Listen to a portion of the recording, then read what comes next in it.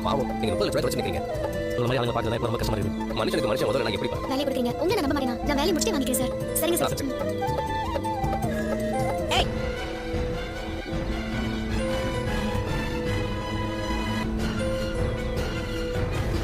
பெருசா சாதிச்சிட்டோங்க நினைப்பா. வளர்தானே பாப்போம். ஓங்கி அதையும் பாத்துடுவோம். நாங்க யாரையும் போட்டியா நினைக்கல. நாங்களும் ஆர்டர் கேட்க கூடாதுன்னு நினைச்சா நாங்க அமைதியா இருக்கணும்னு நினைக்காதீங்க. நாங்க யாருன்னு நாங்களும் காட்டுவோம். எங்க போய் தொலைஞ்சாலும் தெரியலையே, பசிக்குதே. எங்க போனானே தெரியல. அவ இஷ்டத்துக்கு போயிட்டு வந்துட்டு இருக்கா. கொஞ்ச நாளே வரல. முத்து வர தூக்கி வச்சு தொழிலுக்கு வர போடா. அவளோட நிலமலாம் அடுத்தவங்கள பார்த்து சூடு போட்டுக்கிறது. ஊருக்கு பந்தாகாது. என்ன பழம்பிட்டு இருக்க? நீங்க எதுக்கு இப்படி எல்லாம் பேசிட்டு இருக்க? அவ பாட்டுக்கு எங்கேயோ கிளம்பி போயிட்டா. எனக்கு நான் வேணா ஏதாவது உங்களுக்கு சமைச்சு தரவா? ஐயோ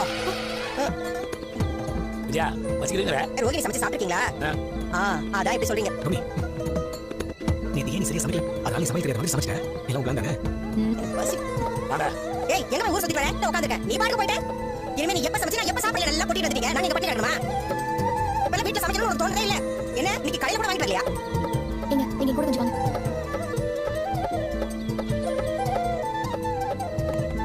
காலையில சீக்கிரமே போகணும். வெள்ள திண்டோயானே. பாத்தீங்களா? அவ எல்லாருக்கும் எல்லாத்தையும் செஞ்சு வச்சு தான் போயிருக்கா. அதான் கிச்சன்ல போய் பாத்தியா? அம்மாக்கு மீனா திட்டணும். அதுவும் இல்லாம அந்த ஆளை பத்தி விசாரிக்க சில இடத்துக்கு போயிட்டு வரோம்பா. ஏதாவது தெரிஞ்சதா?